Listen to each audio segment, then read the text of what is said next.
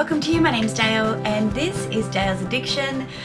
Today is just a bit of a life update video, some good news and some bad news, and yeah, I think we'll start with the bad news and then we'll focus on the good news, because the good news is yeah, pretty exciting, and there's a whole bunch of questions from you guys related to the good news, and so that'll probably take up the bulk of this video. What's been happening? Look, I first of all wanted to thank everyone for sending their condolences on the loss of my grandfather recently. I haven't talked about it here on YouTube, but on Instagram I had mentioned that we lost, my 92-and-a-half-year-old grandfather back at the beginning of May, and I did go and do a last-minute visit. Just after Easter, I posted a little neutral outfit video that was from me traveling home, and yeah, it's the reason I wanted to share is because I had the week after Easter off because it was just a 4-day week, and so I took that week off. And on the Thursday night before Good Friday, I had finished work. I was sitting at home with a glass of wine thinking, I think I just need to book a trip home. I think I need to go home. I need to see them, my grandparents. Something was just telling me that I needed to see them, and obviously my broader family. And so on that Thursday night I booked a trip for an exorbitant fee the following Tuesday, and I went down Tuesday, Wednesday, Thursday, stayed with my dad. I went to see my grandmother in the nursing home, and you know, she was doing pretty well. She was doing really well. She's suffering from dementia, and we took her out to sit in like a patio area with flowers, and it was really bright, and I was able to snap this little selfie because I put my Celine sunnies on her and she looked so bad, as in so good. So that was really lovely. The bittersweet part of that was, though, that my grandfather had been admitted to hospital just the night before, like literally when I arrived, because he'd had a bit of a turn. And so my dad and I went in to see him, and he wasn't very good. And yeah, I was able to go and, you know, tell him that I loved him and wish that he would recover and be well, and I'll catch him again on my next trip. And sadly, he passed away before that happened, and so he went palliative on a Friday night, and he was gone by the early hours of the Monday morning. And as you can imagine, for my father and his siblings, to not suffer your first major, loss in your life until you're well into your 60s is a pretty big deal, and to have both your mum and dad, and for me both of my grandparents, around for such a long part of my life was such a blessing, but also means that saying goodbye is really hard because they've been such a part of all of our lives. So yeah, rest in peace, Pop. Yeah, he's like an absolute legend. He wrote down a lot of his stories, which we're really grateful for, in poems and in a book, and told a few tales. And one of the ones I loved the most was one of his first jobs was he worked in a dry cleaning business, and he told me when I went to see him once when my nan was in hospital that when he had a hot date, he would just borrow the clothes that were at the dry cleaners for his dates, and he was known for his very dapper fashion, and then he'd just make sure that they were re-cleaned before people came to pick them up. I'm like, maybe we had more in common than we thought. Anyway, very sad to have lost him, but also so grateful to have him a part of my life for so long.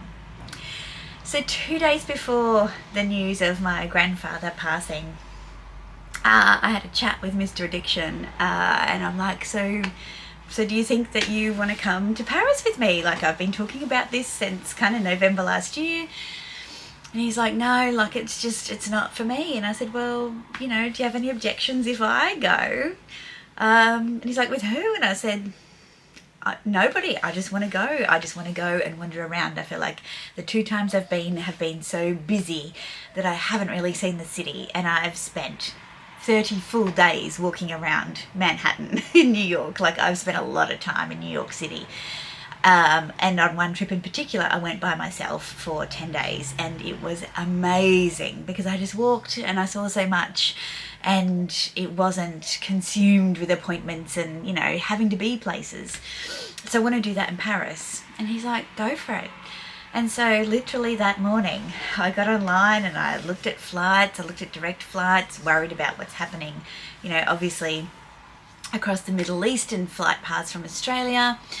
And yeah, I got on the Amex website and I saw some flights through there, and then I was able to redeem points.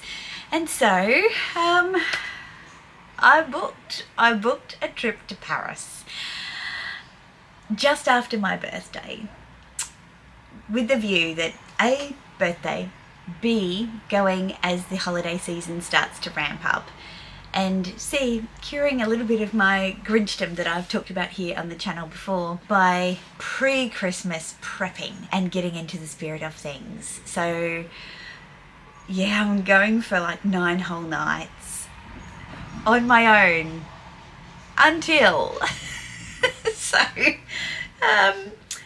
I book this trip and I tell my husband, you're the best husband ever. I've just booked my tickets. Here are my dates. And he's like, congratulations, honey. I'm like, no. And automatically I start thinking about outfits, right? and I message a couple of friends. Obviously I told Meredith, I told Connor, I told some other friends that you guys wouldn't know of, and I was on my walk and I've texted my friend Eileen, and then she rang me. She was so excited. Actually no, I rang her because we were talking and I'm just like, oh, this is too hard. So I rang her and I was talking through what I wanted to do, that I just want to wander around and do the plate du jour and go out to Champagne and go to Versailles, but really just wander around the streets of Saint-Germain and Montmartre and just see Paris, like just experience Paris. Anyway, a few hours later, she contacts me and she's like, do you, like, would you, I won't be offended at all, but I'm thinking like, maybe I might come for a few days. I'm like, oh, that would be amazing. Sure, like, let me know what your plans are. Here's my dates, here's my flights. And the plan was that we would fly in together and then she might leave a little bit earlier. Later on that night, we were both having a few drinks at our respective homes and messaging away, and she's like, how do you feel if I came for the whole time? And I'm like, I think that would be amazing. Like, I'm literally booking accommodation now, so I want an apartment. If you don't want to stay in an apartment, that's cool, but like, I'm looking now, you know. And she's like, well, I don't know. I sent through a couple of samples of 2-bedroom, 2-bathroom apartments. And let me tell you, it's way better traveling with someone else, because getting a 1-bedroom apartment in a good area at a high standard is pretty expensive and very rare, I found, either through Airbnb or through various other sites. When I switched it up to a 2-bedroom, 2-bathroom apartment, so many more options, and when you split them in half, it's amazing what you can actually find. So the next day, I think it was, she confirmed she's coming for the whole time.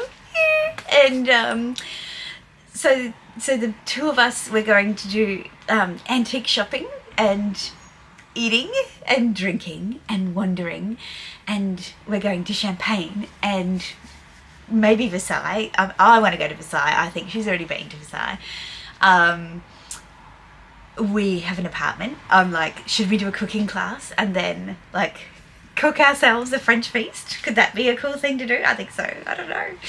Yeah, so I'm just so excited. And when I leaked the news in my shopping haul recently, the first thing I start doing is thinking, outfit planning. It's going to be cold. What have I got? And yeah, I'm trying not to shop for holidays, but I kind of am, because we're going into winter now. It'll be winter. when I go, and so I'm like, oh God, Dale, control yourself. You live in a subtropical climate. There is no point in investing heavily. You have everything that you need. Maybe a couple of thermal bits and pieces, but I have everything I need. I'm still on the hunt for my perfect Burberry trench. I'm still on the hunt for that. But I have a thought that my travel wardrobe will be lilacs and purples, of course, maybe some silvers and baby blues and whites, and I've got everything I need. I've got sneakers. Maybe I might need a pair of boots, like a more, I might need a pair of boots. I might need a pair of boots, like a everyday walking kind of pair of boots. I've got jumpers, I've got coats, I've got bubble hats and gloves, scarves. I've got everything. But you know, I can always think of another reason to buy something. But I'm not going to. I did buy a lilac tracksuit to wear on the plane.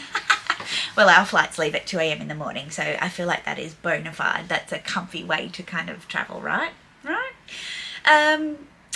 So yeah, that's my news. I'm really excited.